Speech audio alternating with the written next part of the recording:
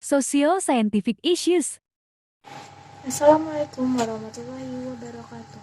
My name is Lara Adil Ramadhani from class Rufaidah IPS SMA IP Mentari Ilmu Karawang. Your presenter result of social science issue.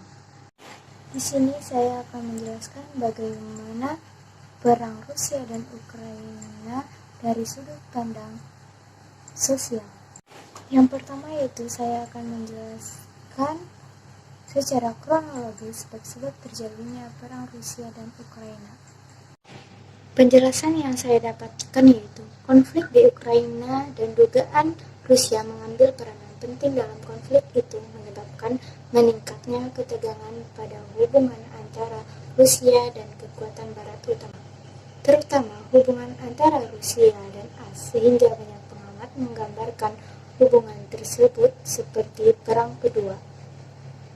Setelah Rusia melakukan serangan terhadap beberapa kota di Ukraina pada 24 Februari 2022, Presiden Ukraina resmi memutuskan hubungan diplomatik antara Rusia dan Ukraina. Selanjutnya, soal yang kedua, apa yang menyebabkan Ukraina menolak anggapan bahwa Ukraina bagian dari peradaban Rusia?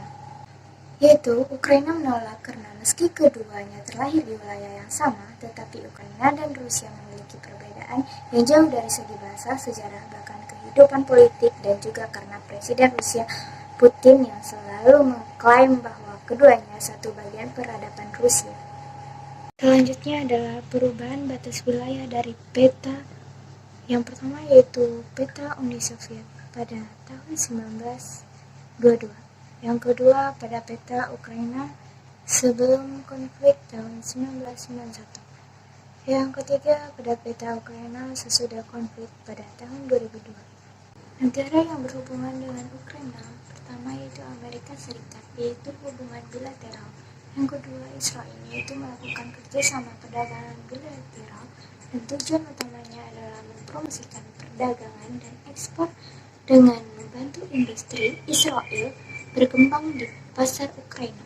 Ketiga, kedua negara telah setuju untuk memperluas kerjasama di bidang perindustrian berat, militer, teknologi, dan penjelajahan luar angkasa, pariwisata, olahraga, ekonomi, dan perdagangan, serta kerjasama lain dengan organisasi internasional.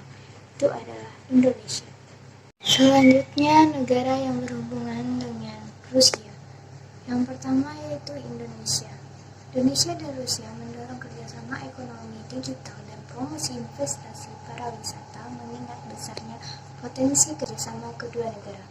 Yang kedua yaitu Belarus, melakukan kerjasama dalam bidang militer dan menggelar latihan perang bersama hingga memberi jalan militer Kremlin ke Ukraina, dan Rusia mengirimkan hingga 30.000 tentara di Belarus. Ketiga, Suriah menandatangani Takta tersebut berlaku 20 tahun dan memiliki ekstensi 5 tahun otomatis ketimbang salah satu pihak menterminasi perjanjian tersebut. Ini menyediakan konsultasi reguler pada masalah-masalah kepentingan bilateral dan multilateral, koordinasi dari tanggapan dalam peristiwa krisis dan kerjasama militer. Komoditas pertambangan dan pertanian yang dihasilkan oleh negara Ukraina. Yang pertama, komoditas, jumlah, dan produksi tahun terupdate. Yang pertama yaitu jagung dengan jumlah produksi 42 juta ton pada tahun 2021. Yang kedua yaitu gandum. Jumlah produksinya 33 juta ton 2021. Yang ketiga yaitu batu bara dengan 203,60 per ton dalam tahun 2022. Yang mana saja yang paling terkena dampak akibat tragedi perang Rusia dan Ukraina, dan komoditas terbesar apa yang mempengaruhi perekonomian global. Jadi dampak konflik Rusia ke Ukraina dan sanksi Uni Eropa ke Rusia dapat terjadi melalui beberapa transmisi di antara lonjakan harga komoditas, lonjakan harga energi, dan supply chain shock.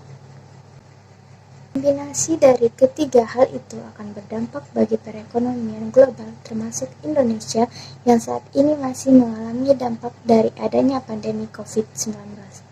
Dengan begitu, pertumbuhan ekonomi global akan terkontraksi nyata. Selebihnya akan mengakibatkan melandainya konsumsi dan investasi global yang disebabkan terganggunya arus barang dan jasa internasional sehingga selanjutnya, internalisasi keislaman yang berkaitan dengan konflik antara Rusia dan Ukraina bersumber dari Al-Quran dan hadis. Yang artinya, dan apabila ada dua golongan orang-orang mukmin berperang, maka damaikanlah antara keduanya. Jika salah satu dari keduanya berbuat zalim terhadap golongan yang lain, maka perangilah golongan yang berbuat zalim itu, sehingga golongan itu kembali kepada perintah Allah.